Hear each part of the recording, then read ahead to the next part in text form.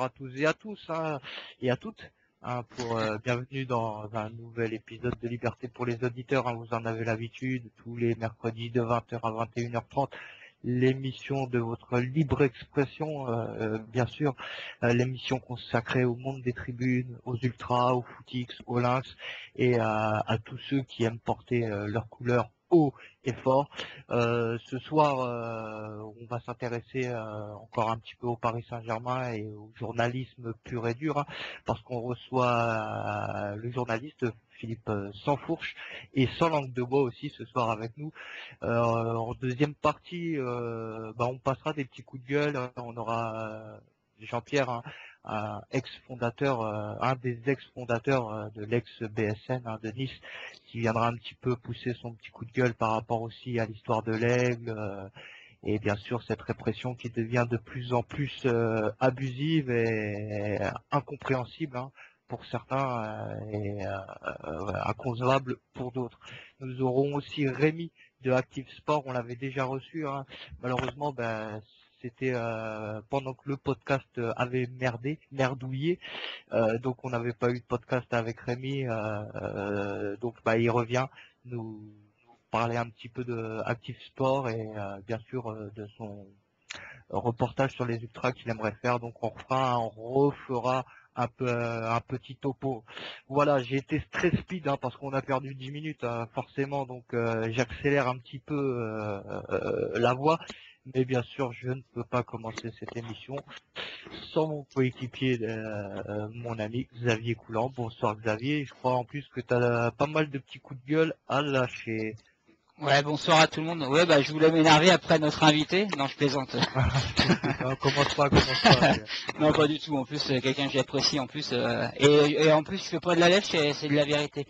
C'est la vérité. Ouais, non, trois petits coups de gueule. Alors déjà, après Jérémy Janot, que j'ai contacté sur Twitter. C'est vrai que quelqu'un d'assez cool, qui est bien aimé du monde des supporters.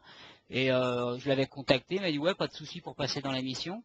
Puis après, il m'a dit de l'appeler, je l'ai appelé 2 fois, il m'a jamais répondu. Sur Twitter, je l'ai recontacté 2 fois en message privé, pas de réponse. Donc c'est peut-être le système de l'émission, il s'attendait plus à une émission de foot, donc je suis quand même assez déçu. Bon après c'est peut-être une question d'emploi du temps, mais bon après je sais pas. Puis suite au récent passage de Daniel Riolo chez nous, hein, on reçoit quelqu'un ce soir de RTL, mais bon Daniel Riolo tout le monde le connaît des RMC, et il y a une page sur Facebook qui s'appelle La Riologie. Et il y a un mec qui a plus ou moins dit, comme j'avais un peu critiqué quelque chose qu'il avait dit, en attendant, quand il est passé chez vous, vous avez baissé votre froc. Alors comme j'ai expliqué au mec, Attention, hein. je lui ai dit au mec qui a dit ça, tu peux intervenir à l'antenne nous le dire, mais je pense pas avoir baissé mon froc. C'est plutôt qu'il était chez nous dans un mode un peu plus cool, il nous a pas rentré dedans, je vois pas pourquoi on allait lui rentrer dedans gratuitement. Et puis Et on moi, n'est pas là, on n'est non pas là plus pour pour ça faire déjà. du sensationnel ou du spectaculaire, hein. On n'est pas là pour En faire des ce fights moment, radiophoniques. voilà, Hein. voilà, on en Et fait assez dans la après, rue. Après, je suis ouais, assez déçu encore de quelque chose que j'ai entendu lundi, où il y a Jean-Louis Tour, que Philippe connaît bien d'ailleurs, hein, qui vient d'RTL, et qui est très bon d'ailleurs, et qui a parlé des 11 billets annulés à Leverkusen, et 11 plaintes qui ont été faites par les supporters, et il y a Riolo qui a dit on est dans je m'en fous pas, je m'en fous.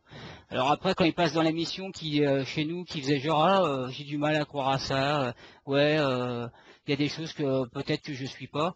Là à l'antenne il a bien montré qu'il avait un ton différent chez nous que sur RMC et je trouve ça dommage quoi, voilà. On peut avoir les mêmes tons ici que là-bas. C'est sûr que s'il avait eu les mêmes propos ici, peut-être que ouais, ça aurait été un petit peu plus tendu, mais chez nous, il avait l'air plus souple. Et sur RMC, je sais pas, il change de visage. Et je trouve ça un peu de manque de respect pour ceux qui se font annuler les billets alors que c'est pas des voyous et à qui on refuse l'accès au stade alors que les mecs sont même pas interdits de stade, quoi. Voilà, je trouve ça dommage. Je trouve ça dommage de Ah, dire qu'on s'en fout, quoi. Voilà, on peut avoir un avis, mais carrément dire je m'en fous. Ouais. Je trouve ça dommage. non, Voilà, c'est vrai qu'en tant que en plus ancien supporter du voilà. PSG, il faudrait aussi une petite certaine compassion. On va pas avoir la mémoire Euh, quand même. Hein. Voilà, il était tête luné, notre ami Daniel Riolo, hein, donc voilà, c'est ce genre de choses qui font que des fois ça nous révolte, hein, et particulièrement toi. Bah, Voilà pour les petits. comme dit, pour finir avec ça, souvent on me dit bah t'as qu'à plus écouter. Mais justement, moi, la radio c'est ma passion. J'aime bien écouter, comme je disais à Philippe en off tout à l'heure. Hier j'écoutais RTL, j'écoutais RMC, j'écoute France Bleu. J'aime bien les émissions qui parlent de foot, de sport. Et des fois, ouais, il y a des choses que j'entends qui m'indignent. Et des fois, je préfère écouter ce qui se dit parce que tu te fais vite un avis sur les personnes, un peu sur les personnages. Et donc voilà, je pense que c'est pas la solution de ne pas écouter. Au contraire, c'est bien de savoir ce qui se dit un peu sur toutes les radios. Voilà, et ça nous permet aussi de relayer aussi certaines choses et peut-être certaines vérités, parce que des fois la vérité ne sort pas souvent là, de la bouche de certains. Voilà, parenthèse faite, maintenant on va faire place à notre ami, à notre invité, Monsieur Philippe Sansfourche. Bonsoir Philippe et merci d'avoir accepté l'invitation.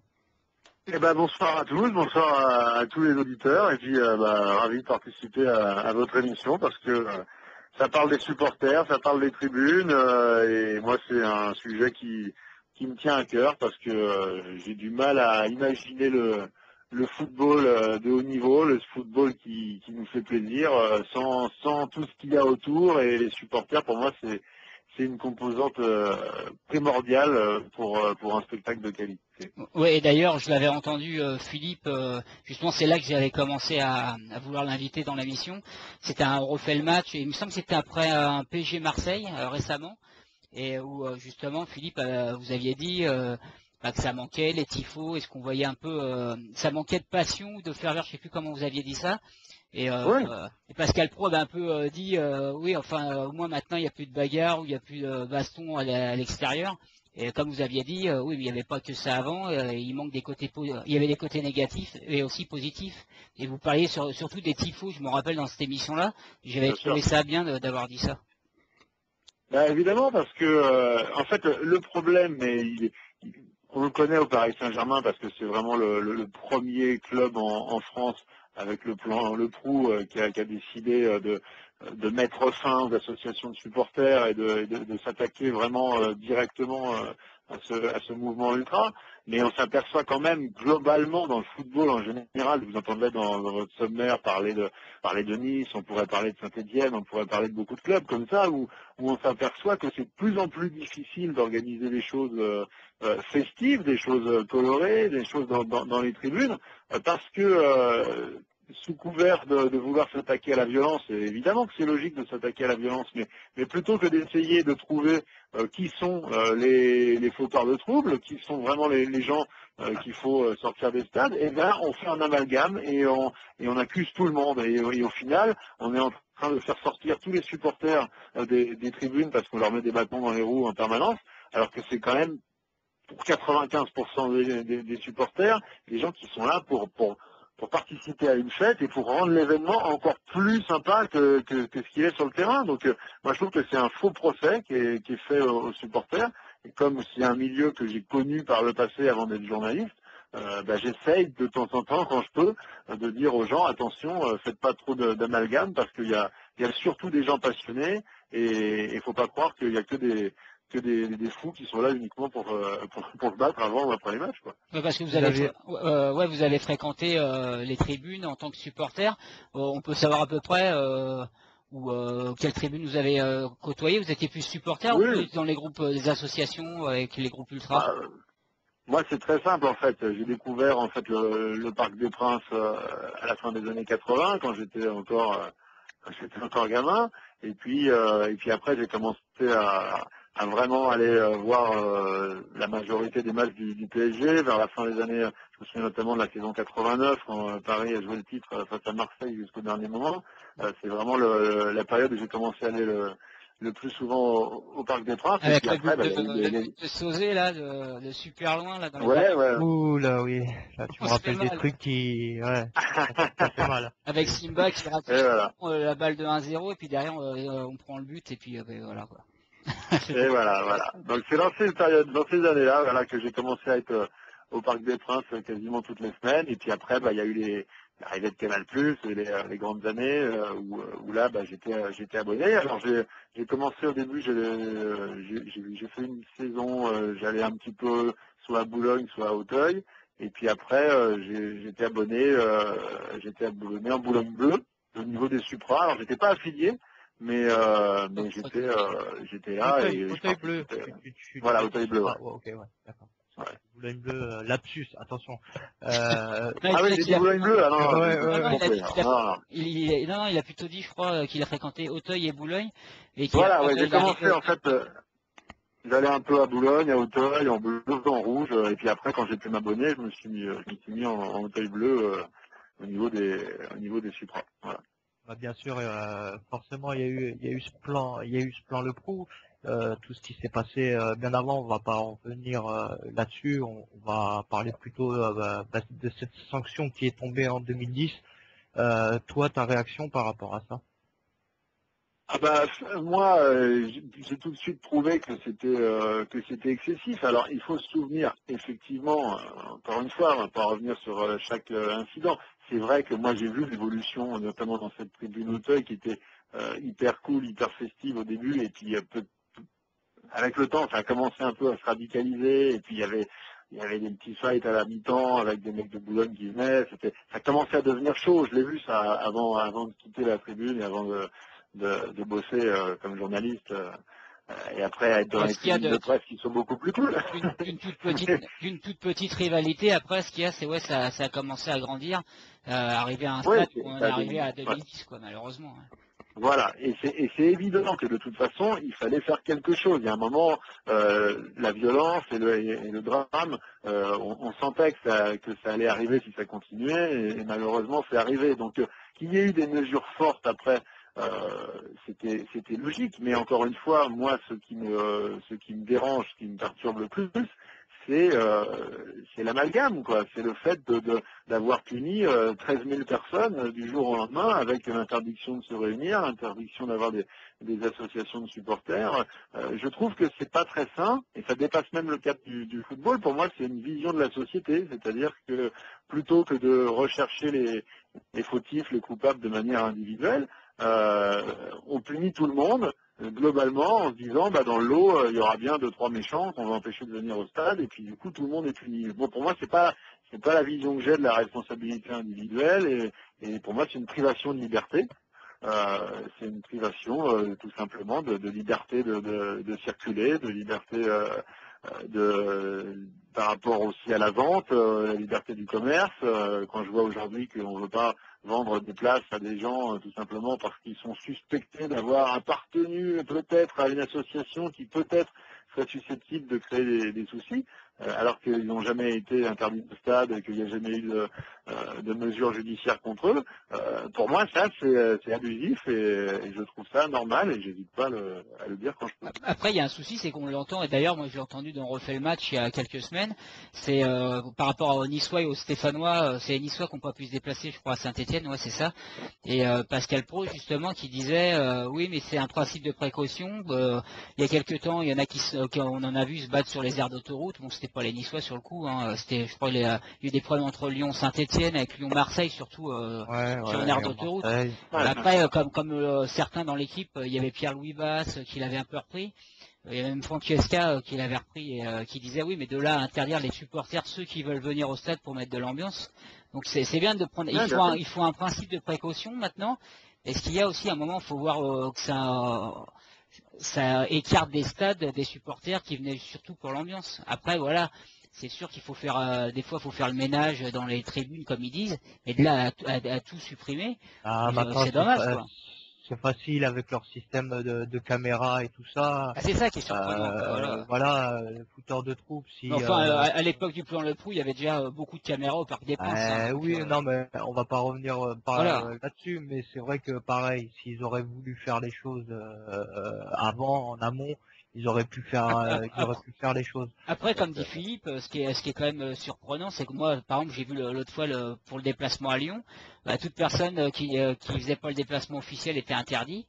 Et puis il y avait cette phrase, comme vous avez dit, interdit aussi à toute personne ayant appartenu à des associations de supporters dissoutes. Mais par exemple, moi, je suis pas connu de rien. J'ai été écarté dans des associations de supporters dissous. Et donc ça veut dire quoi? Ça veut dire que moi, j'ai pas le droit non plus de me déplacer. C'est ça, on comprend pas trop ce qu'ils veulent dire par là. Encore, ils se cachent pas derrière des interdictions de stade, mais là, ils disent même dans les arrêtés avoir fait partir d'une association dissoute. C'est pas clair le truc. Je sais pas si vous avez plus Ah bah non, d'infos non, au niveau des journalistes. c'est pas clair.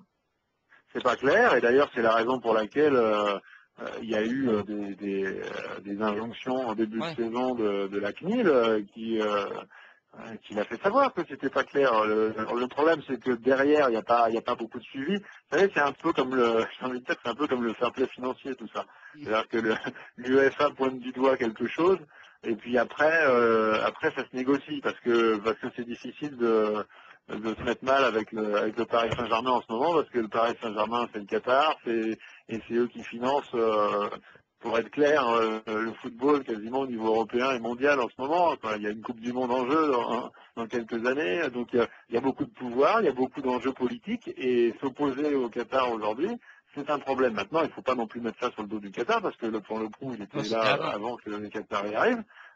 Simplement, c'était une façon, entre guillemets, de donner une image plus saine du club pour pouvoir mieux le vendre. Et c'est vrai que les Qataris n'auraient certainement pas investi dans un club dans lequel il y avait encore des problèmes avec des Ah oui. problèmes de violence autour du stade. Donc voilà. Et encore une fois, qu'on soit d'accord ou pas avec le plan Le Trou, à l'époque où il a été mis en place, on pouvait comprendre par rapport à tout ce qui se passait qu'il y ait quelque chose de fait. Maintenant, on s'aperçoit que ça fait plusieurs années, que maintenant le Parc des Princes est devenu un stade plus que pacifié, c'est même un stade qui est trop en paix, qui est trop calme. Et aujourd'hui, je pense qu'on pourrait revenir en faisant attention, en travaillant main dans la main entre le club et de nouvelles associations de supporters pour essayer de trouver quelque chose au sein des tribunes. C'est pas parce qu'à un moment donné il a fallu écarter les gens et faire attention qu'on ne peut pas revenir à autre chose. Donc dans Mais les années à venir, moi je me dis que c'est pas impossible. justement, moi j'ai une question. Par exemple, là, il y a Geoffrey là, qui était passé chez nous la semaine dernière, un Stan qui est abonné justement lui, et qui disait, il me dit Xavier, est-ce que tu crois pas que le premier pas devrait maintenant venir des supporters, enfin de nous, il parle des supporters, mais après ça va dans le sens, comme dit Philippe, c'est le stade est plein, donc s'ils avaient voulu rouvrir le dialogue avec certains ultras, certains supporters qui sont Ouais, boycotteurs. Et il parce l'aurait que fait, je c'est pense que le club est réfractaire. D'ailleurs, moi, voilà. je me demande si Philippe, vous qui les côtoyez, les dirigeants, si justement ça, Nasser, le Qatar, ça leur fait pas peur justement ces groupes d'ultra. Ils préfèrent pas. Moi, je pense qu'ils pensent ils préfèrent un public comme il y a maintenant au parc, plus spectateur, plus tranquille, qu'avoir des associations qui sont là et qui seraient plus poil à gratter. Non? Je pense qu'à la base, je suis d'accord avec ça. Ils préfèrent quelque chose de plus tranquille, et moi, pour avoir été au Qatar, à Doha ou à Dubaï, avoir vu des matchs de foot là-bas, on voit bien que dans les stades, voilà, il y a beaucoup de gens de la famille royale, des industriels. C'est un spectacle, on va dire, de luxe. Il n'y a pas beaucoup finalement de tribunes populaires, et on sent qu'ils ont plutôt une culture du foot comme d'un spectacle, plus que de participer à un événement et où le public fait partie intégrante du truc. Mais je pense aussi qu'ils apprennent. C'est tout sur le plan sportif, c'est comme à tous les niveaux, ils apprennent. Et Nasser aujourd'hui a une connaissance du foot qui, à mon avis, est meilleure et supérieure à celle qu'il avait quand il est arrivé. Et ce qu'on ne peut pas lui reprocher à lui, c'est d'être passionné. Il aime le foot, il aime ce club, il aime cette ville, et il commence à apprécier de plus en plus de rencontrer des anciens joueurs, des anciens dirigeants. Et je pense Ce qu'on lui a que reproché au début d'ailleurs. Il a changé ouais, là-dessus. Ouais. ça a changé en bien, et je pense que Paris va s'apercevoir les années passant que pour aller le plus loin possible en Ligue des Champions, il faut faire des exploits. Donc quand ça se joue à rien du tout contre Barcelone ou contre Chelsea, et ben comme par hasard, on s'aperçoit que les mêmes matchs il y a 15 ans ou il y a 20 ans, et ben Paris arrivait à les renverser. Et quand on a vécu les matchs contre le Real, contre le Barça, contre Parme, contre Liverpool, et qu'on a vécu ces matchs au parc, on se souvient qu'il y avait ce petit supplément d'âme, cette petite folie qui venait aussi des tribunes et qui faisait se transcender les joueurs et que des fois quand ça se jouait à rien, et ben ça passait du bon côté aussi parce qu'il y avait une ambiance de folie dans le stade. Et moi je pense que quelqu'un comme Nasser qui s'intéresse de plus en plus au passé du club, à un moment donné va se rendre compte que faire revenir peut-être une ambiance encore plus forte, encore plus festive, parce que c'est bien beau, des fois c'est vrai que on retrouve quelques chants, l'ambiance elle est parfois sympathique, mais pas dans les bons moments. Elle est sympathique au début du match, et puis dès que ça devient compliqué, là on s'aperçoit que hop, tout le monde se tait, on regarde ce qui se passe et ça fait plus la différence. Alors que ce qui faisait la grande force du parc à l'époque, c'est que justement au moment clé, quand Paris prenait un but ou quand ils n'avaient pas à marquer, c'est là que le public, que les supporters, que les tribunes prenaient le relais et redonnaient du 109 à l'équipe et que parfois ça fonctionnait et que c'était magique. On est bien d'accord. Par Voilà, contre, à chaque but du Paris Saint-Germain. Stan, je sais pas si sur le chat on me dit que derrière ils entendent une pub. Alors je sais pas si quelqu'un a une télé ou ça vient d'où, mais il paraît qu'on entend de la pub derrière pendant qu'on parle. Donc Ludo, moi j'ai pas de télé, le son est coupé. Ludo ferme YouPorn. Hein. Non, on m'a parlé de Speedy même, la pub de Speedy. Tu sais, des fois avec les voitures on fait pas mal de trucs, surtout avec le pot d'échappement. Oui, on me dit, là on me confirme qu'il y a des bugs qui passent à l'antenne, hein, on m'envoie un message à l'instant. Donc je sais pas, faudrait faire ça au niveau technique, ce serait dommage que ça. Ouais. Donc voilà. Ludo, si tu nous entends, fais quelque chose. Tout à l'heure on parlait un petit peu voilà, que le Qatar contrôlait un petit peu tout. Nous on a l'impression qu'il y a une certaine omerta du côté du journalisme. On veut pas trop froisser la machine qatarienne, donc on évite de parler de ce qui se passe du côté des supporters parisiens. On voit par exemple Canal+ pour le documentaire J+1 qui a mis plus d'une semaine à le diffuser parce qu'ils attendaient bien sûr des retours du Qatar ou que certaines personnes s'expriment. Est-ce que tu le sens ou tu vois que tu entends une sorte d'omerta qu'on veut pas trop parler des supporters, on évite d'en parler? Alors je pense pas que ce soit une omerta. On pourrait accuser peut-être à tort, mais en tout cas on pourrait avoir des soupçons quand on parle de journalistes de BeIN, parce qu'évidemment BeIN c'est le même actionnaire que le PSG, hein, donc c'est le Qatar. Donc là on pourrait éventuellement avoir des soupçons quand on parle de BeIN, mais quand on parle, là tu citais Canal, mais on peut, voilà, ça peut être tous les autres. Moi, pour côtoyer tous les journalistes qui suivent le PSG ou même tous les autres clubs, il n'y a pas une omerta par rapport à la question des supporters ou je pense que c'est plus pour certains une méconnaissance. Malheureusement, il y a des journalistes sportifs qui connaissent très bien le ballon, qui connaissent très bien le football, mais qui n'ont pas une culture stade et qui ne se rendent pas compte à quel point il y a des supporters qui vivent leur passion du foot aussi forte que les journalistes la vivent au quotidien en sachant que c'est leur métier. Voilà, donc je pense que pour beaucoup de journalistes, il y a une méconnaissance. Pour certains, il y a peut-être aussi un petit peu la flemme de vouloir s'intéresser à ça. Pour eux, il n'y a que le terrain, et puis on s'intéresse au terrain, les histoires, les transferts, les dirigeants. Est-ce que les supporters parisiens dérangeaient à une certaine époque et ça a un peu arrangé, on va dire, le monde du football français, le plan Le Proux?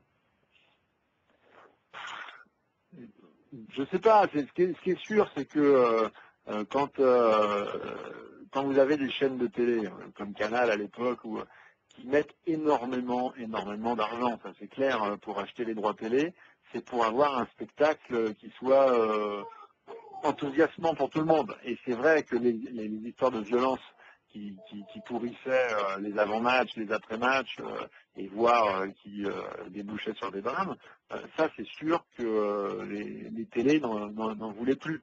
Et quelque part, se débarrasser des supporters en se disant peut-être que ça fera un peu moins de bruit, il y aura un peu moins de tifo, mais au moins on n'aura pas de violence, ça les a arrangés. Je pense qu'à une époque, ça les a arrangés. Mais au final, ils seront jamais gagnants parce que qu'est-ce qui fait que le football reste le sport universel, planétaire, à part entière, et qui génère autant de passion, et qu'il n'y a aucun autre sport dans le monde qui génère autant de passion?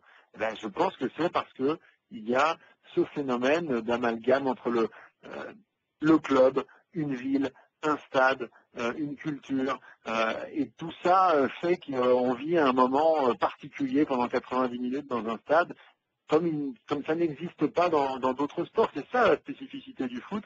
Et je pense que si les supporters disparaissent du foot, eh ben, le foot n'aura plus la place qu'il a aujourd'hui. Et ça, il y en a certains qui ne se rendent pas compte aujourd'hui.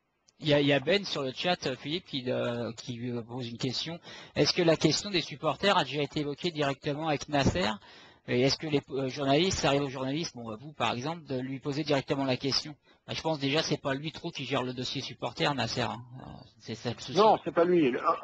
En fait, la politique qui avait été engagée avant, Il a les suivi. Qataris et Nasser sont arrivés et ont dit bon voilà, vous avez réglé le problème de la violence, donc vous continuez, vous faites la même chose et on n'en parle plus. Donc, Je dirais même que c'est même tout bénéf parce qu'en Donc, plus ça maintenant se le trouve, il stade sait est même plein. pas ce qui se passe. Donc, ça se trouve, il sait même pas vraiment ce qui se passe au sein du club, on va dire. il sait ce qui se passe globalement, mais c'est vrai que c'est plus Jean-Claude Blanc qui a, on va dire, la responsabilité de ce dossier et qui, lui, pour le coup, est un homme voilà, un homme de dossier. Et lui, il est toute la journée dans les projets du futur stade, les infrastructures, comment structurer le club. Et c'est vrai que la question des supporters, j'ai envie de dire, ça lui passe un peu Oui, puis au-dessus le du crâne. problème, c'est qu'il il est arrivé là, s'il y a des gens qui sont, il sait ce qui se passait avant, et puis il y a des gens, comme par exemple, quand ils voient les groupes de supporters qui sont contestataires, qui viennent faire les contre-parquages, et que certains disent, oui, mais ces gens-là, c'est les anciens qui foutaient le bordel, et puis on veut plus de tout. Peut-être qu'il y en a certains, lui notamment au club, qui croient que, par exemple, ceux qu'on voit, qui ont été par exemple en Gambardella, moi j'y étais notamment avec les mecs en Gambardella pour PSG Rennes, eh ben peut-être qu'il peut croire que ces gens-là sont des anciens indésirables, donc des gens considérés comme voyous, et il se fait peut-être une mauvaise image parce que c'est pas lui qui gère le dossier, peut-être qu'il les connaît pas ces gens-là. Il s'appuie sur d'autres personnes qui le conseillent plus qu'autre chose. Mais tout à fait, non, non, Il est mais je là crois pour le qu'il y a sportif, beaucoup voilà. il y a beaucoup d'incompréhension, il y a beaucoup de méfiance les uns vers les autres, et c'est vrai que moi je pense qu'à un moment ou un autre, il faudra qu'il y ait plus de dialogue, quoi, que ce soit plus réouvert, mais c'est beaucoup de la faute des dirigeants qui à un moment donné se sont coupés de leurs supporters, ont coupé le dialogue. Je pense qu'il y a aussi, faut pas non plus toujours dire que c'est noir d'un côté et blanc de l'autre. Je pense qu'il y a aussi peut-être des responsables, des anciens responsables d'associations qui ont été peut-être un petit peu aussi dans la caricature, à pas toujours vouloir dialoguer. Moi, je me suis rendu compte aussi. Il faut dire les choses aussi comme elles sont. Hein. Moi, à une époque, j'avais voulu avancer sur ce sujet-là et j'avais rencontré des anciens abonnés et je me suis rendu compte que le seul fait que je sois journaliste, eh ben, je sentais beaucoup de suspicion envers moi, à mon égard. Quoi. Et il y avait beaucoup de gens qui voulaient pas me parler, qui disaient ah ouais, mais les journalistes vous êtes tous pareils, vous êtes là pour vous marcher pour le club, vous ne Vous respectez parlez des pas. supporters? Ouais, Ouais, ouais. c'est arrivé. Non Moi, mais, après, j'étais obligé non de dire, mais mais attendez, moi j'étais un supporter. Non mais il y a ce souci-là, ouais, c'est vrai. Et d'ailleurs, Ouais, l'autre fois, je sais plus qui c'est qui nous l'a dit. Il me semble que c'est Nicolas Cassis-Martov de SoFoot qui disait oui, c'est vrai qu'on voit que dès qu'il y a un journaliste qui défend un peu la cause, tout de suite vous le remerciez et tout. Et c'est vrai parce qu'il y a des fois entre ceux des fois qui chargent un peu les supporters, qui font un peu d'amalgame, et puis d'autres qui n'en parlent jamais. C'est vrai qu'il suffit, bah, comme moi, quand je vous ai entendu l'autre fois, ou j'en entends certains des fois, je dis, voyons, ça fait plaisir d'entendre ça. Mais parce que aussi, bon, c'est vrai que le journaliste sportif, t'es pas là comme nous tout le temps à vouloir défendre la cause. Quand on est journaliste sportif, on part plus du terrain. Il y a peut-être ça aussi. Et c'est comme Oui, vous dites, Philippe, il y a une méfiance, à part avec certains médias où une confiance s'est un peu instaurée. Mais par exemple, nous, on a des amis niçois qui ont laissé rentrer dans leur car pour c'est passé dans France Football. Et comment il s'appelle déjà? C'est Ryu, mais son prénom c'est comment le oui, journaliste? oui, j'ai un trou. C'est Vincent, enfin il est sur Ouais, l'équipe. Et ouais. le reportage que les Niçois lui ont fait confiance, ils ont ouvert la porte du bus, il a fait le déplacement avec eux. Et l'article qui est sorti dans France Football a été très très pas dans le sens qu'ils auraient cru, un peu d'amalgame tout. Donc c'est ça. Après il y a aussi certains journalistes qui arrivent à se faire accepter par les supporters et qui dialoguent avec les supporters. Mais c'est vrai qu'il y a beaucoup de méfiance et ouais, c'est un peu pointé du doigt et les journalistes, on lui fait pas confiance. Malheureusement à cause de certains articles qui sont sortis Ah et oui, déformés quoi. voilà, il y en a certains qui profitent un petit peu de ça pour se faire mousser, comme France Football là, qui, on peut dire, c'était juste pour vendre du papier, hein. Et puis voilà, faire un bon coup de pub, parce que ce genre de reportage sur un déplacement, ça arrive dans tous les déplacements de n'importe quel club. Où, voilà, c'est de la caricature, on parle pas des bons moments, de la festivité, de la convivialité, le fait qu'on mette de l'argent pour se déplacer, le fait qu'on mette notre vie des fois familiale de côté pour notre passion. Non, on va tout de suite parler du mec qui va pisser contre le machin, ou l'autre qui boit sa canette sur une main. Bon, voilà, c'est ce qui fait qu'aussi que, bah, à un moment donné, les supporters, les groupes d'associations, bah, sont de plus en plus méchants, et bah, ça dessert la cause, parce que on a besoin aussi du journalisme, hein, parce que c'est aussi votre boulot de relayer ce qui se passe, et relayer surtout la vérité.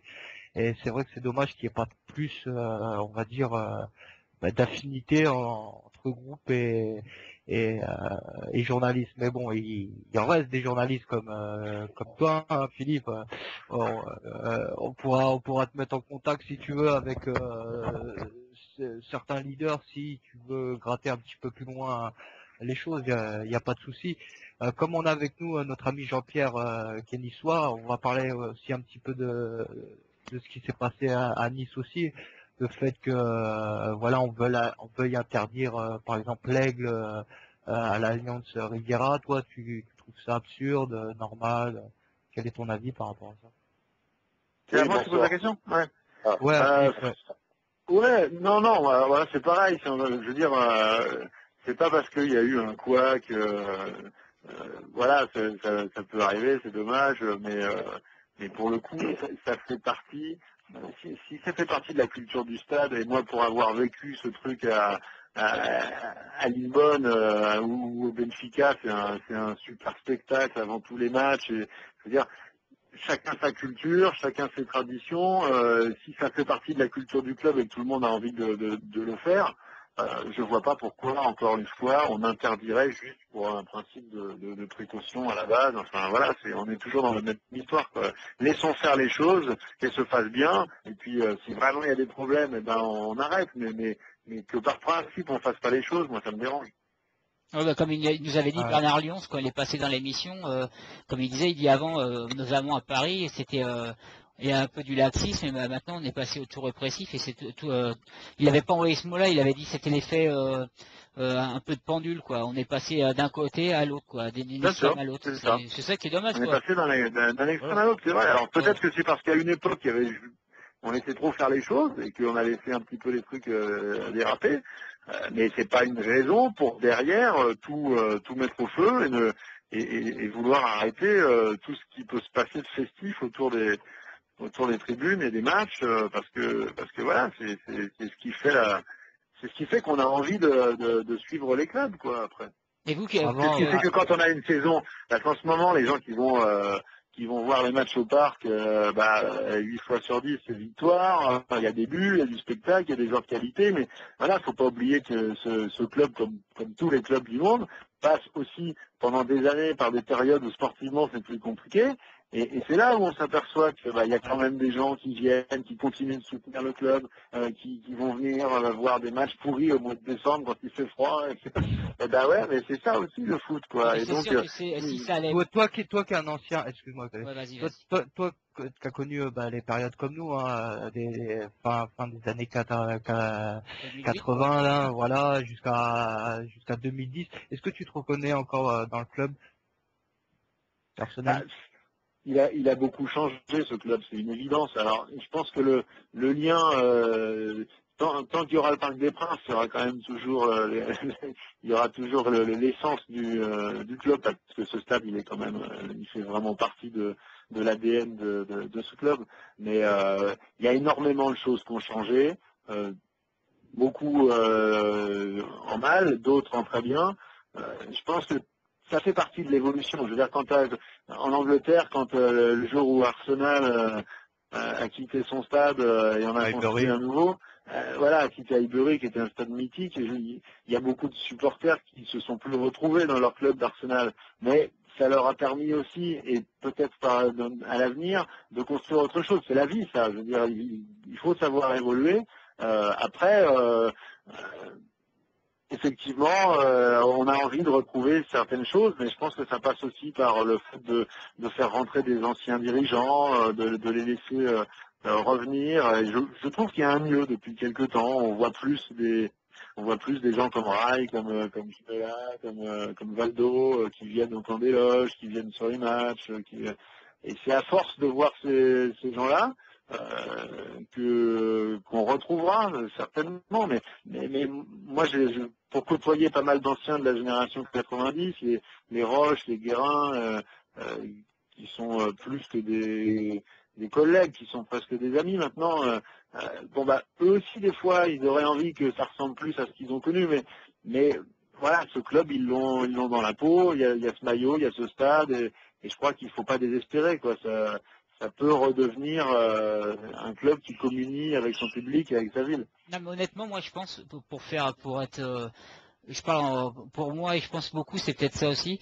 C'est avant, s'il y avait encore Auteuil et Boulogne, si par exemple il n'y avait pas eu ce plan Le Prou, imaginons en faisant de la science-fiction, que les Qataris étaient arrivés, on dirait peut-être plus la même chose. Là, c'est ce qu'il y a ça aussi, c'est qu'il y a eu un sentiment de rejet pour beaucoup de personnes qui ont vécu des sales périodes. On attendait que ça, qu'il y ait une belle équipe qui arrive, des bons actionnaires. Là, on peut dire quelle équipe. On a tellement demandé ça. Sauf que maintenant, nous, on n'y est plus. Donc, il y a un peu de rancœur, c'est sûr. Mais je pense que si on en faisait partie, on serait content d'être là au stade. Et comme disait Philippe tout à l'heure, si le club allait mal, c'est peut-être là qu'il verrait que ça manquerait de soutien populaire et d'ambiance. Mais après, on peut pas non plus jeter la pierre à ceux qui peuplent le parc maintenant. Le souci aussi, c'est que le club ne donne pas les moyens pour qu'il y ait plus d'ambiance. Parce qu'avant, il y avait de l'ambiance aussi, parce qu'il y avait des associations, c'était un peu le poumon du stade qui donnait de l'ambiance. Maintenant, ça manque. Il y a quasiment plus de tambours, plus de mégaphones. C'est dur de redonner de l'ambiance comme ça. Espérons que ça change un jour. Espérons que ça change un jour. J'ai une dernière question de Ben, moi, sur le chat, qui disait, après on libère Philippe, hein, pas de souci. Est-ce que notre invité aurait des conseils pour que les supporters se fassent mieux entendre vis-à-vis des médias? C'est une question qui concerne directement là. Très bonne question. Qui c'est qui l'a posée? Ben. Ouais, non, mais c'est vrai que c'est une bonne question. Se faire mieux entendre auprès des médias, quand on n'a pas la possibilité de faire des banderoles ou des trucs, c'est forcément difficile. Mais je crois que c'est toujours la même chose, c'est d'être le plus festif possible, d'offrir le plus de spectacles de qualité. Et puis, il y a un truc qui marche très très bien avec les médias, c'est l'humour.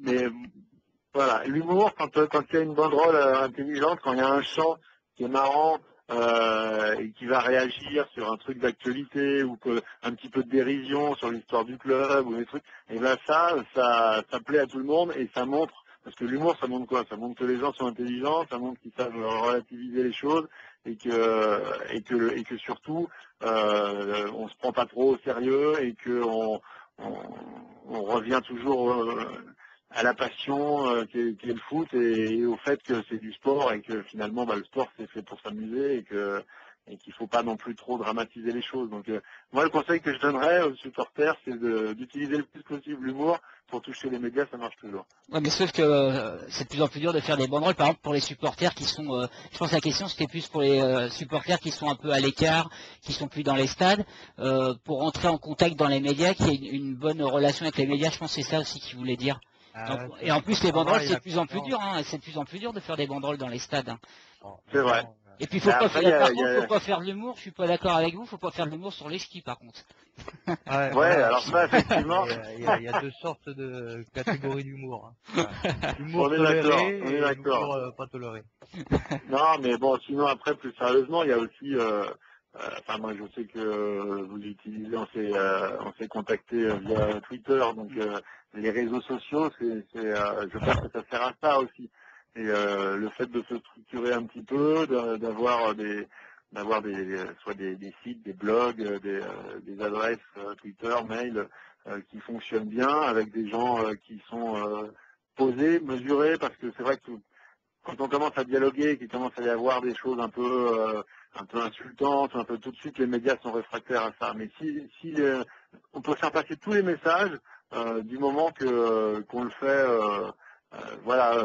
avec du respect, je pense que l'utilisation des réseaux sociaux sert beaucoup à ça aussi. Oui, justement, c'est à nous, comme on le fait dans l'émission, de montrer que on peut être supporter, avoir fait partie des groupes ultra, et c'est des gens, pas des abrutis, des gens qui savent s'exprimer, ils savent parler Bien avec sûr. correction. Voilà, ça part Exactement. de là, Et hein, ça, déjà. je pense que c'est la force de discuter comme ça, de multiplier ce genre d'émissions.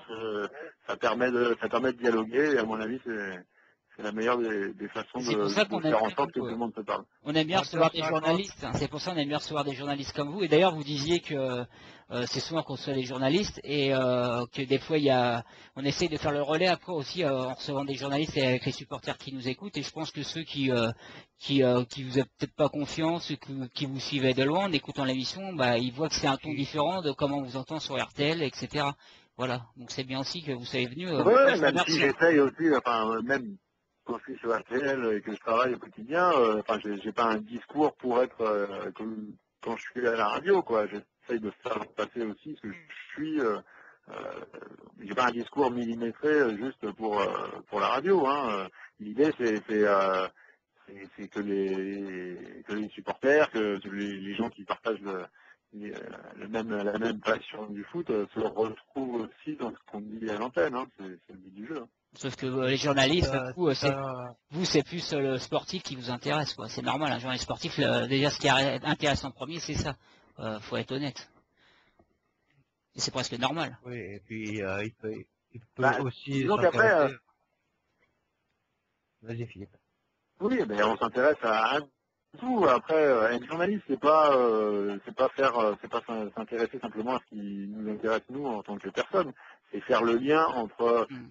moi en l'occurrence à la radio, c'est les auditeurs et on va dire le support qu'on a à suivre. Donc moi, dans la mesure où je suis en responsabilité sur le Paris Saint-Germain et sur l'équipe de France, et ben moi, mon boulot, c'est de faire passer le plus d'informations, que ce soit du terrain ou des coulisses ou de ce qui se passe dans les tribunes. Tout ça, ça fait partie de mon travail. C'est tout à ton honneur, Philippe. J'espère que ça va durer. J'espère que ta voix sera de plus en plus écoutée parce que on a besoin de personnes comme toi. Moi, mon petit coup de gueule, c'est par rapport à Michel Collard. Michel Collard, tu dois connaître, hein, Oui. qui est historien du club, hein, qui n'a pas trouvé de petite place dans ce stade de France pour cette finale de Coupe de la Ligue. Hein, il n'avait pas sa place, il n'a pas de billet, donc Ah bon? voilà, notre historien, voilà, ne sera pas, ce sera sa première finale qu'il loupera. Donc voilà, ça c'est mon coup de gueule. Faut qu'il aille avec les Lyonnais. Voilà, il faut Ah, qu'il je aille savais pas ça. voir au pire Jean-Michel Desgoulas, Aulas. Mais non, voilà, blague à part, c'est un petit peu coup de gueule. Enfin, du Paris Saint-Germain, Bah on ouais. exclut l'historien. Voilà, ça commence à faire beaucoup, un petit peu dans je m'en fous, le je m'en foutisme. Donc voilà, c'était un petit mot à dire par rapport à ça, Philippe. Et après, Ouais, non, mais c'est vrai que moi aussi, ça me dérange qu'un personnage comme celui-là puisse pas assister à ce match. Après, faut se souvenir que la Coupe de la Ligue, par définition, c'est la Ligue, hein, c'est la LFP qui gère aussi l'attribution des places. Donc même si, bien évidemment, les deux clubs ont la possibilité de reverser des places, mais c'est moins facile pour le PSG d'inviter Michel Collard ou quelqu'un d'autre au Stade de France sur la finale de la Coupe de la Ligue que de le faire au parc sur un match de championnat classique. Donc je pense que c'est plus la Ligue qui pourrait faire quelque chose pour le faire venir au stade. Oui, puis Ouais, maintenant, il y a Monsieur Thirier, voilà. Donc, oui, puis en non, parce plus qu'on maintenant, lui a refusé quand même la place en presse. Donc, voilà. ouais, mais il y C'est a quand même tellement de monde journaliste. maintenant qui est devenu amoureux du PSG, alors qu'il y a quelques années, Ah c'était oui, moi, hein. voilà. Ouais, mais bon, voilà, Ouais, ouais, c'est pas mal. ça la fout mal quand même. Philippe, merci Merci d'avoir beaucoup, hein. accepté l'invitation. T'as été sans langue de bois, t'as été parfait, t'es idéal pour cette émission. Et Donc, tu surtout reviens quand tu sympathique, veux. ça change de certaines Ouais. personnes qu'on entend sur les grandes ondes des fois, hein. Parce que Oh, Je ne reçois pas. je ne sais pas qui vous parlez, je ne veux pas le savoir. En tout cas, moi, on ça m'a fait balance leur plaisir tête. Non, non, mais vachement, ça m'a franchement, fait plaisir de discuter avec vous. vous avez été Continuez super, votre émission super disponible, merci et puis encore. c'est clair que moi, à chaque fois que je pourrais un petit peu parler de la cause des supporters et des ultras, eh ben je le ferai parce que je ne renie pas ce que j'ai connu par le passé et qui m'a fait autant apprécier d'aller dans les stades et d'en faire mon métier. Merci Philippe, à bientôt et Bonne soirée à vous. voilà, et on t'écoutera sur RTL voir si t'as pas changé de veste. Non, je déconne. Merci Philippe, à bientôt. Allez, Ciao. salut à tous. Merci, ciao. Voilà les amis, hein, c'était Philippe Sansfourche, donc voilà, sans langue de bois en plus. Comme tu disais, Xavier sympathique en plus, voilà, quelqu'un qui essaye de faire aussi son métier en toute franchise, voilà, en toute humilité. Et voilà, il essaye de dire la vérité, les choses vraies, et ça c'est important pour nous et pour le monde ultra. Non, ouais, je suis vraiment pas On- déçu de lui parce que quand même, ouais. je l'entendais déjà sur RTL, je trouvais que j'aimais bien ça.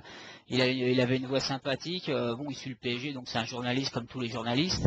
Et franchement, j'avais jamais vraiment parlé. Je l'ai entendu deux, trois phrases qu'il avait glissées des fois sur les tribunes vite fait, mais pas beaucoup. Et là, on voit comment il est venu à l'antenne, tout. Je l'ai trouvé vraiment sympathique et puis pas de langue de bois du tout. Voilà. Non, c'était sympa de l'avoir, hein, franchement. Je regrette pas de l'avoir qu'on l'a invité. Moi Par non contre, plus. je voulais te dire, il y a un gros bug hein, sur le chat hein, depuis tout à l'heure. Tout le monde le dit. Bon, j'ai dit à Ludo en off, mais il voit pas de quoi ça peut venir. Il paraît là, par exemple, ils ont le même son depuis 3 minutes qui tourne en boucle. Il y a des pubs Speedy. Mes amis, je vous Ouais. rassure, on essaye, on fait tout pour préparer la En saison espérant prochaine, que ce podcast meilleurs sera bien. aussi. Et peut-être que ce sera Voilà, ce voilà. podcast, c'est ce que j'espère. Soyez indulgents encore un petit peu de temps avec nous. C'est pas facile. On n'est pas professionnel, on touche pas d'oseille, on se démerde, c'est le système D, tout le monde le sait, c'est la radio underground, mais on va essayer de s'améliorer la On verra saison pour le prochaine. podcast et puis on rattraperait sur le podcast. Je l'espère vraiment quoi.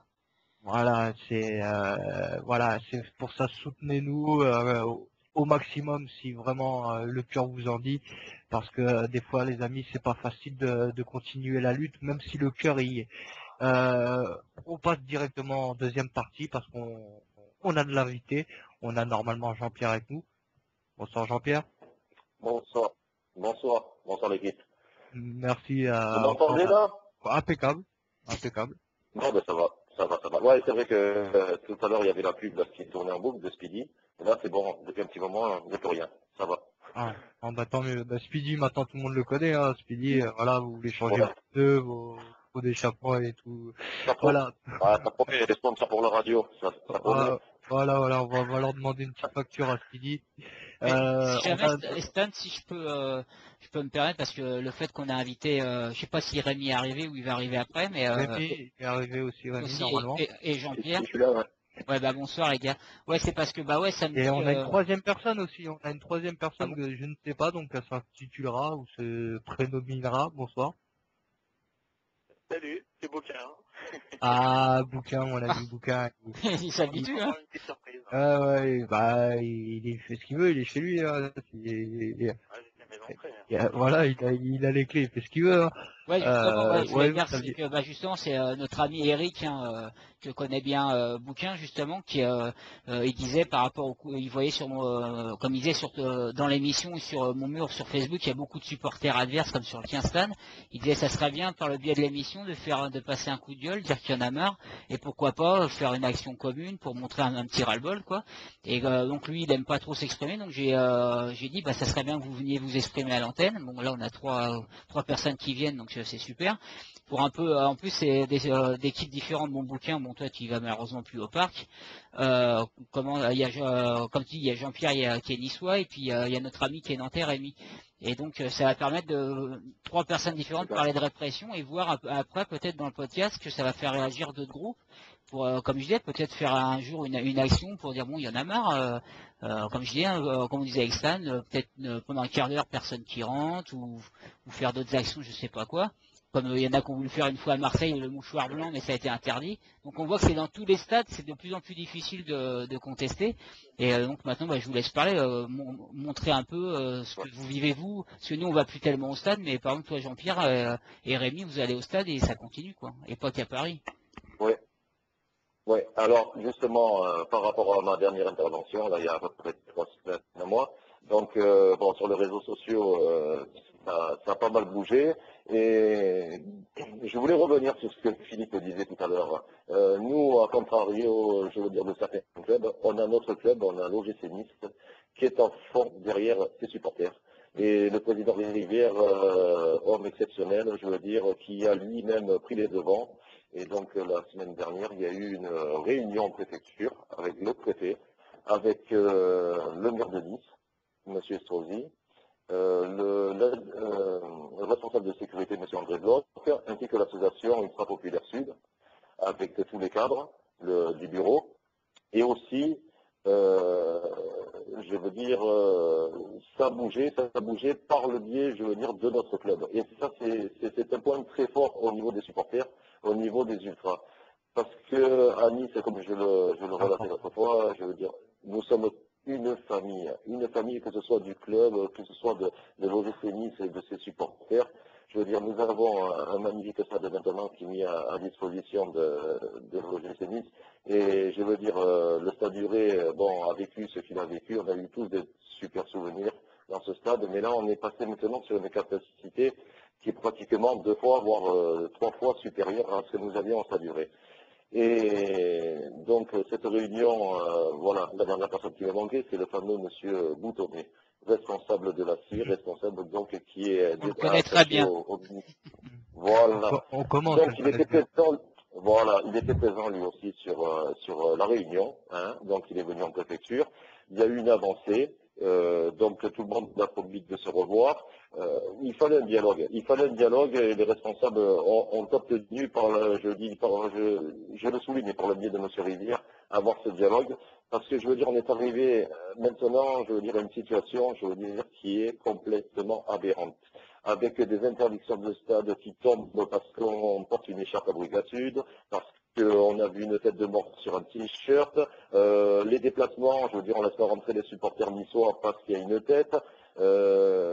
Je veux dire, on tombe vraiment bas. Et ce qu'il faut à l'heure actuelle, bon, moi je pense, et c'est ce que j'avais lancé dans votre émission l'autre fois, je pense que pour une fois, les injures sur les réseaux sociaux, je veux dire, il faudrait aujourd'hui que tous les responsables de groupes ultra se mettent en tête que se faire la guerre, je suis d'accord, mais se faire la guerre au niveau chant, au niveau encouragement dans les stades, c'est une chose. Se faire la guerre je veux dire, sur des aires d'autoroute, il faut arrêter ces conneries aujourd'hui. Il y a beaucoup de personnes qui, je veux dire, quand la justice leur tombe dessus, je veux dire, eh ben, ils se retrouvent tout seuls, ils se retrouvent à une situation complètement bloquée, ils sont livrés à eux-mêmes.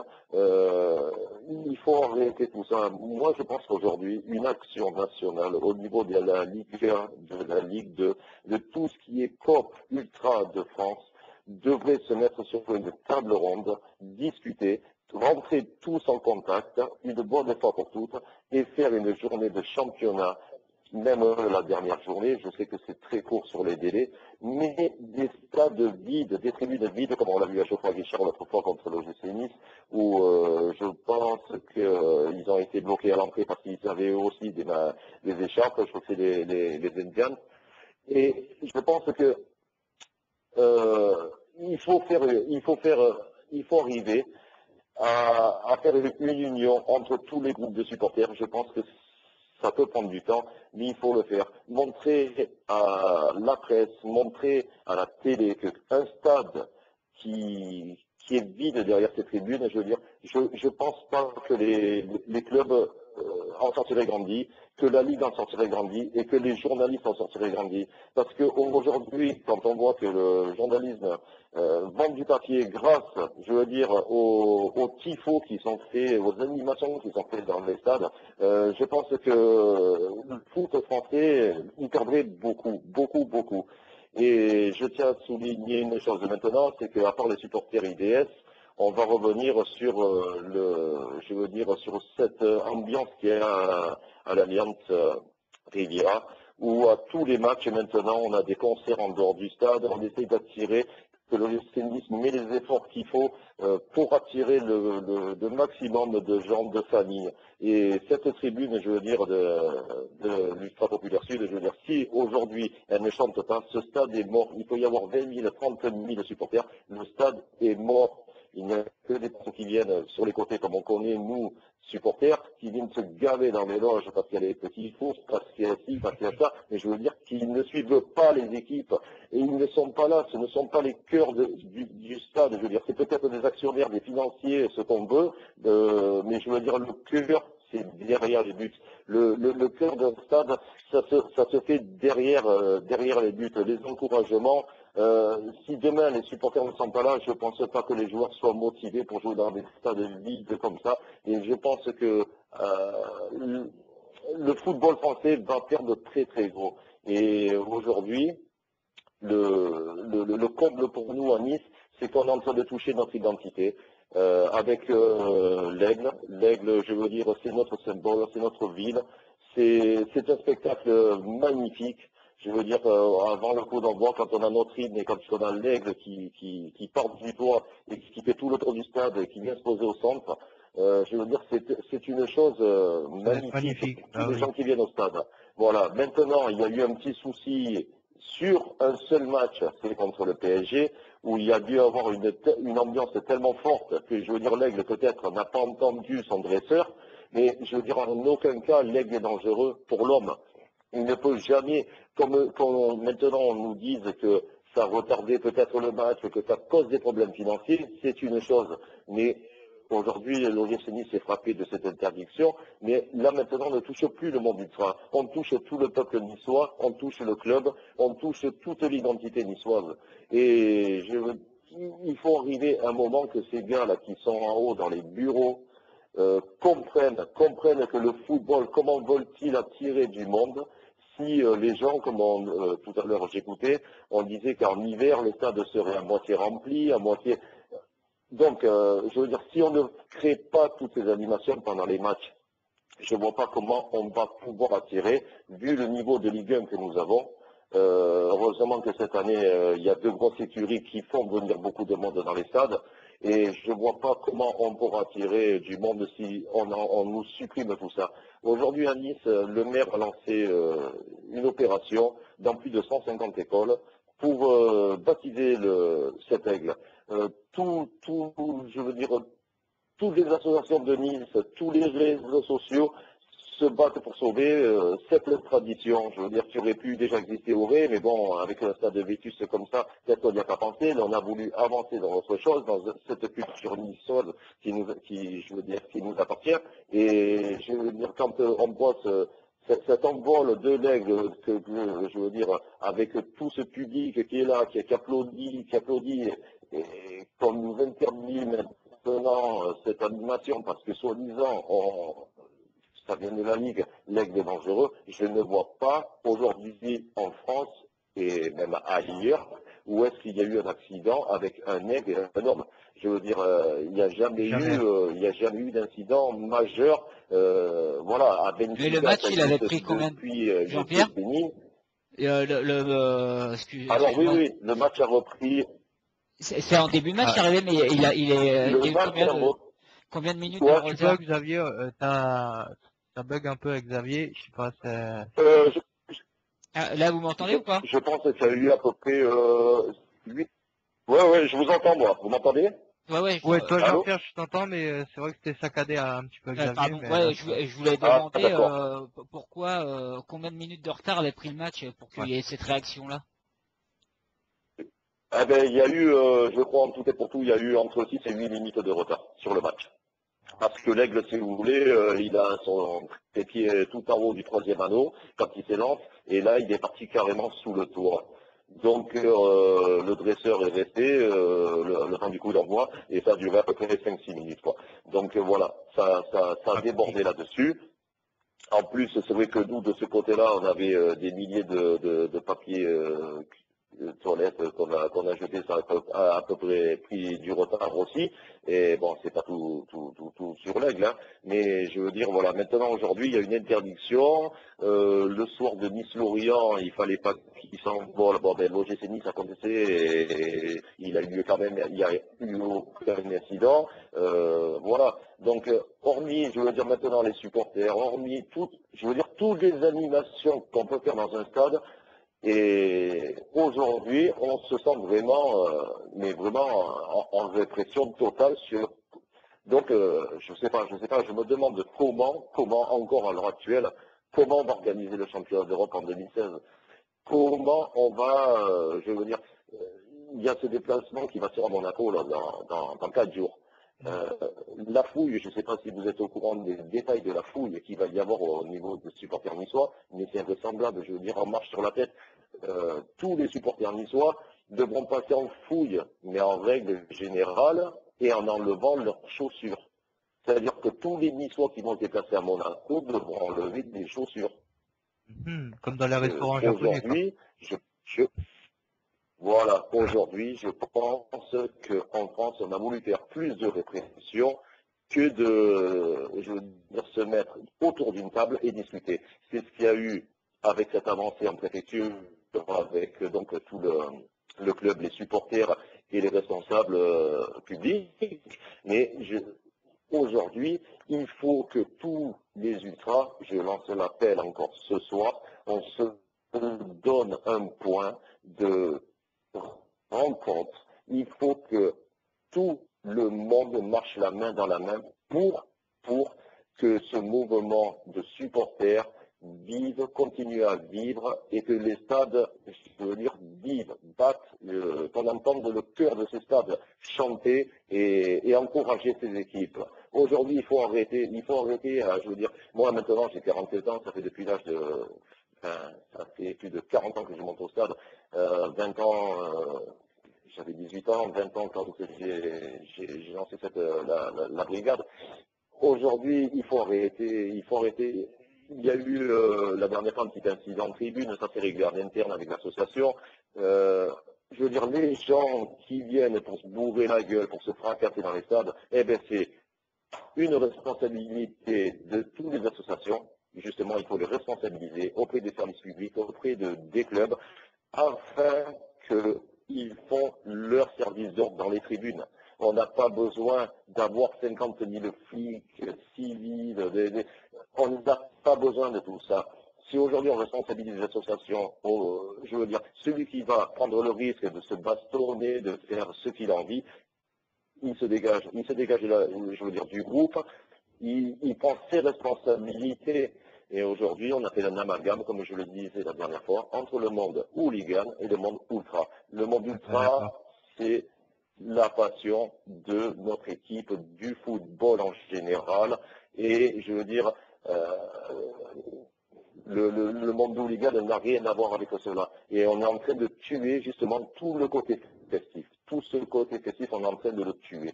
Et voilà. C'est ce que je voulais. Voilà. Je voulais que Rémi qui est de Active Sport, qui est nantais aussi, réagisse et rebondisse par rapport à ça, parce que cette semaine, La tribune Loire aussi a été fermée à cause de pyro face à Rennes. Incompréhensible ça aussi. Maintenant voilà un ou deux fumis et on ferme ta tribune. Ça devient abusé même à Nantes. Alors que Nantes, depuis le début de Ouais. saison, tout le monde n'arrêtait pas Ah oui, d'éclater sur d'enchanter l'ambiance. l'ambiance. Voilà. Ah oui, voilà. À un moment donné, bon, voilà, non, Non, c'est clairement ça. C'est pour ça qu'il faut agir. absolument. Donc après, justement, moi, ce que je voulais revenir par rapport à ça, c'est que le club a fait un geste au niveau des abonnés Tribune Noire ce week-end. Ça se match pour Guingamp et en conviant les abonnés du coup dans une autre tribune. Donc c'est vrai que de ce côté-là, pour le club, c'était quand même, je trouvais que c'était un beau geste. Au-delà de ça, donc pour moi, les finis, bon, ça reste un avis personnel. De toute façon, chacun a son avis là-dessus. De ce côté-là, moi, je respecte les gens. Moi, j'ai mon avis là-dessus. C'est quoi ton avis Ce justement, qu'il par en est, exemple? c'est que ouais, on était. C'est quoi ton avis à toi? Moi, perso, j'y suis favorable, mais il faut que ça reste dans un cadre vraiment bien Ouais, cadré, structuré, quoi. Un peu que ce comme soit fait ils font en franchement n'importe Allemagne, comment. un peu ce qu'ils font en Allemagne. Il paraît que c'est un Et peu quadrillé, quoi. c'est exact. Et c'est exactement ça. Et le problème, c'est que au jour d'aujourd'hui, c'est absolument pas structuré. Par contre, dans des manifestations autres que dans le foot, les finis sont tolérés quand c'est je sais pas moi, des Des manifs sur des skippers, élections politiques, sur plein de trucs comme ça, et là, on dit rien. Là, par contre, dès que c'est le foot, malheureusement, c'est pas encadré, et c'est là que parfois il y a des débordements, malheureusement. Et le fait que ce soit pas encadré, justement, c'est ce qui, pour moi, explique ces débordements. Parce que les gens ne savent pas ce qu'ils font, et voilà. Donc si c'était encadré par des gens qui seraient référents dans ce domaine-là, ça permettrait de faire les choses bien, que ça rende une animation franchement extra, que honnêtement que ça claque. Ah, Donc mais, ça mais c'est ceci un soit, premier point. Rémi, je suis d'accord avec toi, mais le problème c'est que, comme disait Jean-Pierre, des fois ils devraient faire un peu laisser les clubs de supporters gérer leur truc, responsabiliser. Et c'en est venu bon, ça a démarré avec Paris avec des dissolutions, maintenant un peu plein d'autres clubs. Il y en a qui préfèrent même se mettre en sommeil. Et au lieu de responsabiliser, c'est plutôt interdire les choses. Comme ça, ils disent il n'y a pas de risque qu'il arrive quelque chose. Mais c'est vrai que responsabiliser les supporters, dire c'est à vous de gérer votre truc, et ben ça pourrait être une solution. Mais on dirait qu'ils veulent pas le faire non plus. Alors en fait, pour moi il y a deux choses. C'est que la première,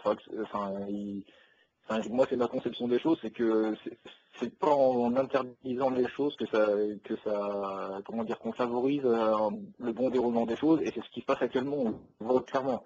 on Dans tous les cas, sollicite, il y a de la on tension des deux côtés, que ce soit. sollicite la marginalité à côté. Ouais, c'est ça. C'est exactement ça. Donc pour moi, le fait que ça soit encadré, ça permettrait, à mon avis, que ça se passe bien. Après, bien sûr, faut pas non plus être, faut pas non plus prendre la LFP ou les autorités pour n'importe quoi. Il faudra désigner des référents spécifiques et en cas de débordement, éventuellement, malheureusement, ce serait eux qui prendraient parce qu'il y aurait que, à utiliser des fumigènes, etc. dans un cadre vraiment bien précis. Donc ça, c'est un premier point. Après, comme le disait, je crois que c'est Eric qui est passé juste avant moi. Non, Jean-Pierre, Jean-Pierre. Jean-Pierre, pardon. Comme le disait Jean-Pierre, moi je rejoins complètement sa position sur le domaine des ultras. Du coup, justement, on avait fait un article il y a un petit moment déjà, il y a peut-être 2-3 semaines maintenant. Oui, tu étais passé à l'antenne, Moi justement. je rappelle, j'étais déjà passé à l'antenne, en fait, j'explique un petit peu aux gens pour ceux qui débarquent. Nous, on a créé une association à Nantes il n'y a pas longtemps des supporters. Donc on se définit pas comme membre ultra, on n'est pas des membres ultra. On est vraiment une association de supporters, mais qui ne prend pas part, qui ne fait pas d'animation dans le stade. En fait, on laisse ça à la brigade Loire directement et aux autres, on va dire, aux coopères, Expédition Canaries notamment. La seule chose, c'est que nous, en fait, on veut rassembler tous les supporters nantais pour justement le combat, pas le combat, mais pour se faire entendre, on va dire, auprès de la LFP, quoi. Donc sur plein de thématiques. La seule chose, c'est que, voilà, comme on le disait, il faut d'une part structurer le mouvement ultra. Donc notamment pour moi, il faut, on va dire, comme faire une sorte des assises du mouvement ultra, donc tous les dirigeants les du états mouvement généraux, ultra. quoi. On va dire les états Ouais, généraux. Voilà, exactement. c'est un peu ça que tous les représentants deux, trois par exemple, membres des groupes ultra de France, des clubs de France se rencontrent lors d'une réunion et qui mettent un peu tout sur la table pour pouvoir avancer, pour que le mouvement soit structuré, comme le mouvement actuel, donc comme on dit, arrivé dans les tribunes et uni contre la répression. Donc il y a ça, le fait de structurer le mouvement, c'est la première étape pour moi pour pouvoir se faire entendre. Et la deuxième, c'est vraiment de faire une action commune. Mais en même temps, pour pouvoir se faire entendre, il faut d'un côté, enfin il faut aussi être crédible. C'est le mouvement ultra, s'il y a des débordements malheureusement dans ces groupes-là, il faudrait, c'était ce que je disais un peu dans l'article qui avait été fait à propos de ça, il faut les responsabiliser, mais en même temps il faut aussi les mettre à leur responsabilité.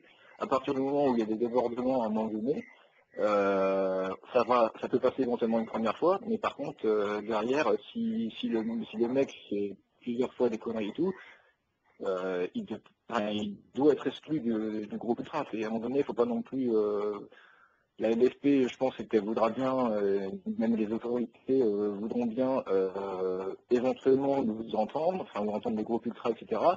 Mais ça ne marche pas que dans ce sens, malheureusement. Il faut aussi en prendre conscience. Donc, après, il y a le souci. Après, il y a le souci. Tu peux avoir le souci aussi, c'est que dans une tribune, tu peux avoir un groupe de supporters, mais qu'à côté, tu as des gens de toute façon qui sont indépendants, et donc si tu fais pas partie du groupe, le mec il peut dire de toute façon, moi je fais ce que je veux, j'ai pas à t'écouter. Il peut y avoir cette chose-là aussi. Parce que dans une tribune, t'as pas que des gens qui sont partie d'une association de supporters, quoi. On est bien placé c'est pour ça le problème. Après, voilà, c'est vrai que c'est le gros problème entre adhérents et sympathisants des groupes ultra. Et malheureusement, oui, il faudrait que des groupes d'associations dans les virages, ceux qui sont pas déclarés. Après, il y a le souci quand même. Avec les noms, etc. Le problème, c'est que ce que vous dites là, c'est arrivé il y a quasiment, c'était il y a un an et demi, la manif à Montpellier, où ça s'est très bien passé. Il y a des groupes de clubs différents, et pourtant, il n'y a pas eu trop d'écho, et puis il n'y a pas eu de discussion qui ont eu lieu derrière. Donc après, il faut qu'aussi, en face, on a envie de discuter avec plusieurs clubs différents, quoi.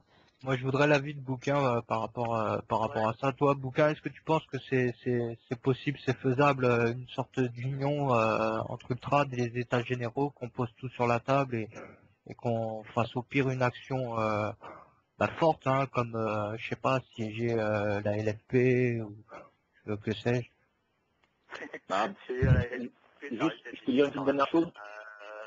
Bon, par contre, tu m'enlèves les mots de la bouche parce que je voulais justement réagir au fait que faire des états généraux entre les groupes ultras, ça a déjà été fait. C'est ce que c'est la première chose qui m'est venue en tête, c'est que ça a déjà été tenté plusieurs fois. Ça n'a jamais vraiment donné quoi que ce soit. Il y avait le CNU et tout ça, quoi. Tu parles. Voilà, j'ai participé à la CNU, je sais de quoi je parle, donc ça a abouti sur rien du tout. Il y avait une autre coordination plus ciblée avec des groupes justement qui étaient réfractaires à la CNU. Il y a toujours eu trop d'antagonisme entre certains groupes pour que ça puisse fonctionner. C'est pas d'aujourd'hui, et puis de tout ce que j'ai entendu depuis le début de l'émission, alors je fais juste un petit aparté, super sympa, journaliste que vous avez reçu, ça fait plaisir. Franchement, s'il est pareil en off qu'en on, ça peut peut-être aider les choses, mais après, bon, vous savez tous que c'est un gros problème dans le journalisme et dans la presse en règle générale, c'est qu'on peut dire des choses en on et dire tout à fait le contraire en off, donc il faut toujours se méfier, mais quand même sympa a priori. À surveiller, voilà. Par contre, je suis d'accord avec toi, Bouquin, mais je voulais juste revenir sur après les fameux états généraux.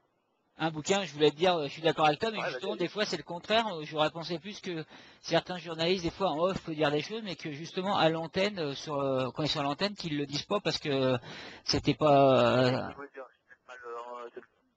Tu mal employé dans le mauvais ordre les mots, tu veux dire que c'est un peu ce qu'il voulait dire. Ouais. Ah non, mais je croyais que tu voulais dire par exemple qu'on peut passer chez nous et dire des choses, mais qu'en off on dirait le contraire. Mais parce que des fois c'est le contraire. Il y a des gens que tu entends à l'antenne, par exemple sur des grandes radios, et qui ont un discours qui sera peut-être différent quand aussi de parler dans la rue. Toi, il peut y avoir cette comparaison là aussi. L'exemple du documentaire Parc, par exemple, où il y a quand même quelques personnalités qui parlent. Il y a toi. j'ai côté longtemps dessus. Tu prends Parc, tu as quand même des joueurs. Je parle pas que de journalistes, je parle aussi de personnalités en règle générale qui ont quand même une grande place dans le monde du football. Je pense à des joueurs comme Bravo, Alonso, qui ont tous des places à part sur les plateaux de télé, comme consultants ou comme commentateurs, et qui disent les choses différemment, quand ils passent dans le documentaire Parc, que ce qu'ils disent dans la réalité du commentaire de chaque match. Ou en tout cas, ils ne feront pas les mêmes constatations. À savoir que ils sont quand même assez catégoriques dans le documentaire en disant qu'effectivement, pour reprendre le cas du Paris Saint-Germain, ce que vous voyez aujourd'hui, ça n'a plus rien à voir avec ce qui existait il y a encore 4 ans. Malheureusement, quand il passe à l'antenne à Canal, Daniel Bravo par exemple, jamais tu vas l'entendre en faire la même remarque qu'il a fait dans le documentaire Parc, c'est ça que je trouve dommage. C'est qu'ils n'ont pas envie de se mouiller. Alors après qu'il y ait des pressions et tout ça, on sait que c'est un monde assez où c'est tendu en presse, il y a des politiques éditoriales que tu dois pas enfreindre, que tu ne dois pas t'éloigner, sinon on te tape sur les doigts. Liberté d'expression, liberté de la presse, tout ça, ça a toujours été assez chaud, quoi. Donc c'est pour ça que je suis content d'entendre ce que vous avez pu Philippe, que vous avez invité. Après, moi je suis curieux de voir ce qu'il dit réellement dans ses papiers. C'est ça mon Ah si, moi bémol, mais justement, ça peut être très bien aussi. justement, je l'avais entendu à l'antenne dire quelques mots des fois là-dessus. C'est pour ça que je l'avais voulu qu'on avait voulu l'inviter. Hein. Donc si, je l'ai déjà entendu placer quelques mots. Ouais. Une très bonne chose, je pense que vous devriez le réinviter pour voir quand avec l'évolution de tout ce qui se passe sur le monde des supporters. Et là justement, je voudrais réagir sur tout ce que j'ai entendu, que ce soit du côté de Nice, même du côté de Nantes. Je pense qu'il y a eu un laboratoire en France, un laboratoire à grande échelle, c'est le Parc des Princes. Parce que tout ce que j'ai entendu, on l'a subi au parc.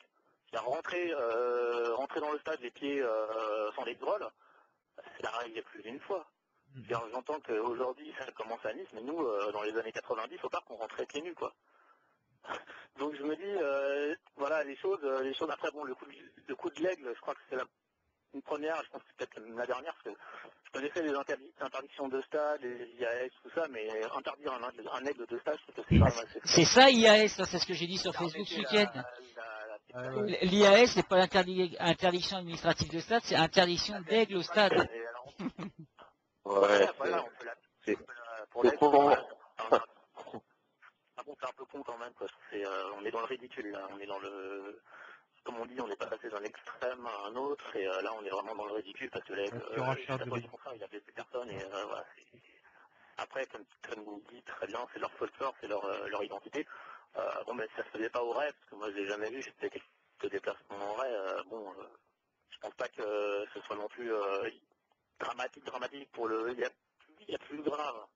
Il y a plus grave, même si je comprends ce que ça peut représenter pour eux, mais il y a plus grave dans les tribunes. Et tout ce qu'ils sont en train de vivre au niveau de la répression, nous on l'a vécu, donc on connaît. Aujourd'hui, on peut même plus s'exprimer dans notre stade, puisqu'on n'y est plus.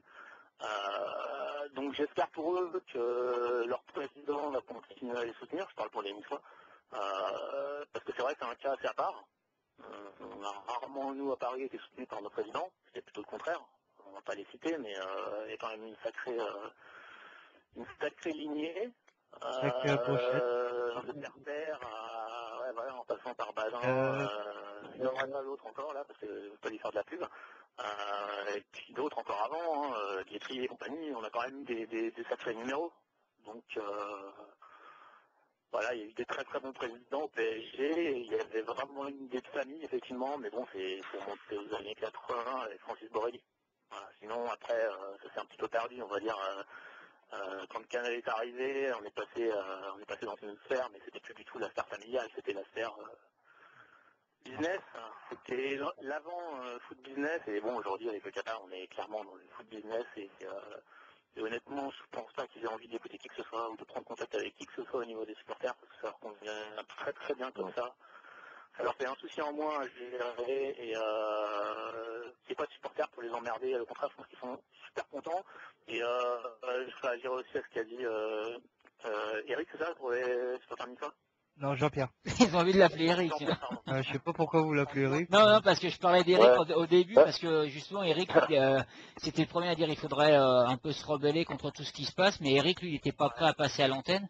Enfin, je pense que quand Bouquin parle, il aura dit à peu près les mêmes choses que Eric.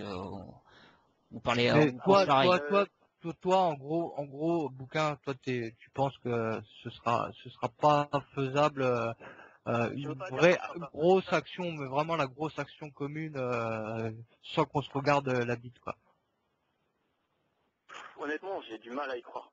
Après, vous allez tous me trouver pessimiste. C'est vrai que nous, on a déjà tout perdu à Paris. Donc, c'est difficile de voir les choses sous un autre œil. Pour un peu se mettre à notre place, même si je le souhaite à personne. Hein. Donc, profitez-en. Je m'adresse aux interlocuteurs que vous avez. Profitez de votre tribune pendant que vous l'avez encore. Enfin, si j'ai qu'un conseil à vous donner, c'est vraiment profitez-en. Justement, Que ce soit à Nantes, comme tu à l'as Lyon dit, ou ailleurs. Alors, Honnêtement, justement, allô, ça durera. Ouais, Rémi. justement, comme que je vais intervenir par rapport à ce que tu viens de dire, là. Justement, nous, on vient de se relancer en assos il y a un petit moment déjà, il y a 6 mois maintenant, enfin un peu à peine, 4 mois. Et en fait, on a créé une assos, donc activement support. Et justement, le but, c'est vraiment de faire en sorte de bouger les choses pour que les gens prennent conscience que si ça continue comme ça, on subit comme tu dis, ce que le parc a subi auparavant. Le problème, c'est que si les ultras ne se bougent pas le cul, honnêtement, rapidement, pour laisser de côté, on va dire, en tribune, leur rivalité, comme tu le disais, parce que elles sont trop fortes et que ça ne marche pas pour les états généraux, le problème, c'est que s'ils n'arrivent pas, malheureusement, à le faire, c'est la fin du mouvement ultra. Et des stades vides, ce sera dès 2015, 2016.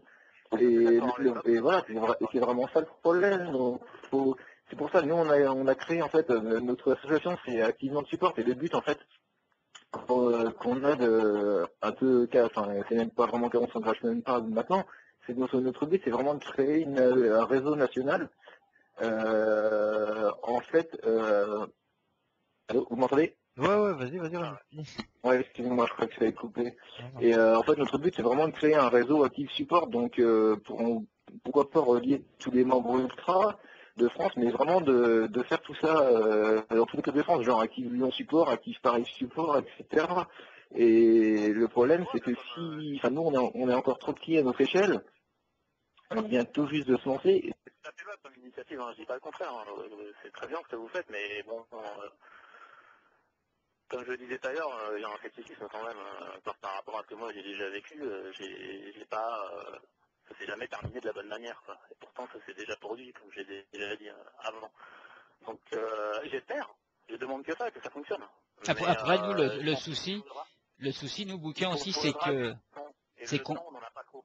on a le souci aussi, nous, ce qu'on peut dire, c'est ce qui a été reproché des fois d'autres clubs, c'est dire qu'on a un peu déserté le stade. Donc peut-être, voilà, après c'est l'affaire du boycott, bonne ou mauvaise idée, ça c'est un autre débat.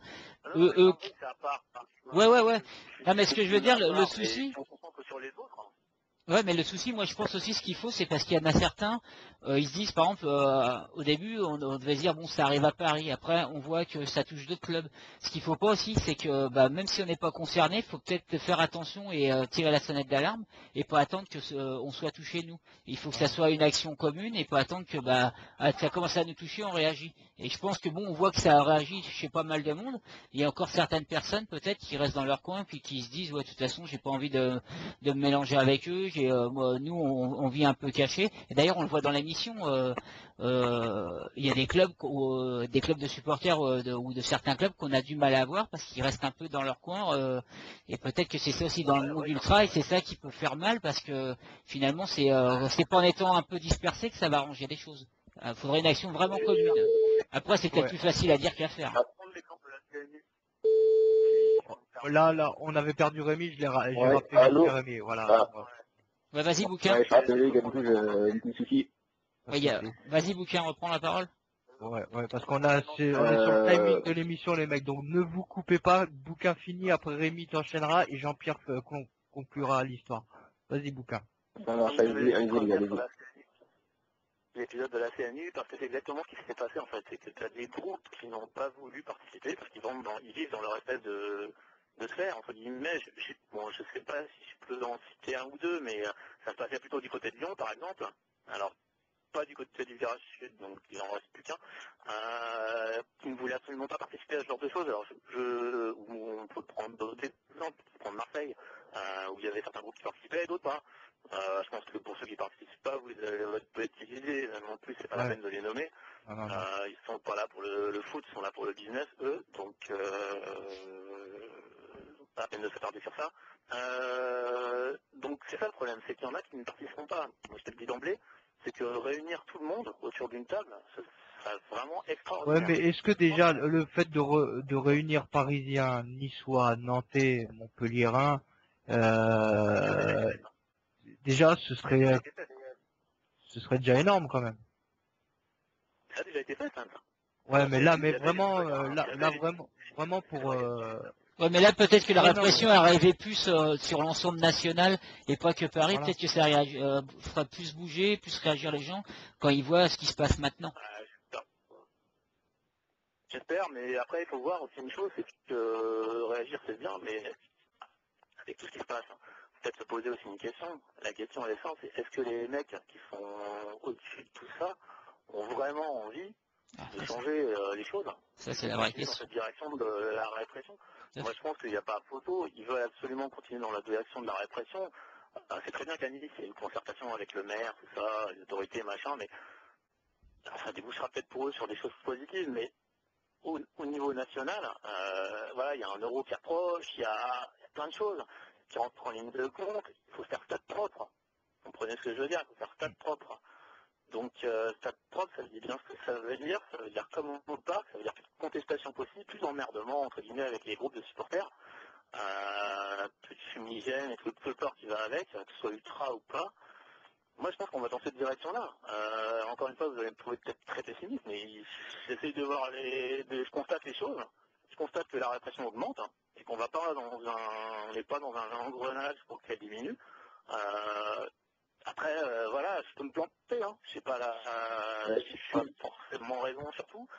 Simplement, bon, j'ai un petit peu d'expérience derrière moi, et je sais qu'on n'a jamais eu un niveau comme ça de répression, et que encore une fois, avec tout ce qui s'est passé à Paris, on a quand même pas mal de recul pour dire que tout ce qui se passe maintenant, c'est déjà arrivé et ça arrivera encore et ça va peut-être même encore augmenter. Donc c'est pour ça que je souhaite bien du courage et que je dis aux supporters qui interviennent, mais profitez de votre tribune encore pendant le temps que vous pouvez en profiter un maximum, quoi. Parce qu'après c'est fini. Nous, on l'a vu à Paris, tout s'est effondré, la société, la micro-société qui a été créée dans deux côtés, je pense à Hauteuil comme à Boulogne, tout ça, ça s'est effondré en une seule fois. Et il y avait une vraie... Vas-y, Rémi. T'as pas forcément... Vas-y, termine. Vas-y, je t'écoute. Hein. Non, vas-y, termine, je crois après.